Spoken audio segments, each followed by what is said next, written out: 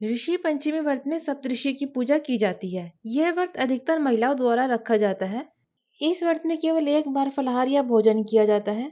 व्रत में अनाज में वह भोजन आप नहीं करेंगे जिन्हें उगाने में हल का प्रयोग किया जाता है, यानी हल से जुती हुई या फिर बोई हुई सामग्री जैसे कि फल, अनाज और सब्जी, दाल आपने इस व्रत में नहीं खानी। यह लिस्ट देखो। पंचमी व्रत में महिला क्या खाएंगी और क्या नहीं खाएंगी। फल में सेब, पपीता खा ले। दूध, दही भैंस का ले ले। साबूदाना, मखाना, कुट्टू का आटा, सिंघाड़े का आटा, आलू, शक्करकंद, मूंगफली और सूखे मेवे और सेंधा नमक। आपने ऋषि पंचमी व्रत में यह नहीं खाना। गेहूं, चावल और अन्य अनाज, दालें, प्याज, लहसुन, साधारण नमक, मांस, मछली और अंडा और शराब। अब ध्यान दें, ऋषि पंचमी की भोजन परंपरा परिवार और क्षेत्र के अनुसार थोड़ी अलग हो सकती है। यदि आपके यहाँ निर्जल या फिर केवल फलाहार का नियम है तो उसी परंपरा को प्राथमिकता आप देंगे। केवल वही फल सब्जी खाई जो विष के ऊपर लगती है। फल में जैसे कि केला, आजकल लोग केला खेत में भी उगा लेते हैं, तो आप केले का देख लेना।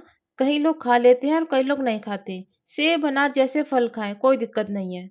व्रत में वही चीजें खाएं जो तालाब में पैदा होती है, जैसे तिन्नी का चावल, सिंघाड़े के आटे की रोटी, पूरी, पकोड़े बनाकर आप खा ले। साठी का चावल जिसे मोरधन भी कहते हैं, इस व्रत में खाया जाता है।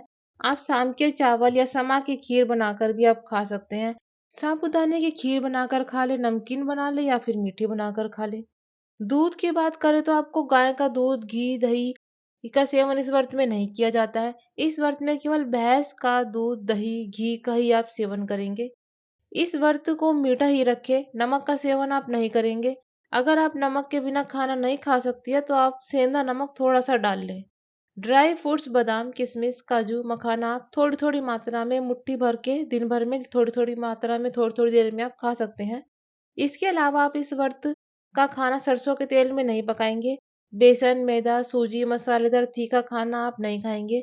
घर का कोई भी सदस्य मांस, मदिरा का सेवन इस दिन नहीं करेगा।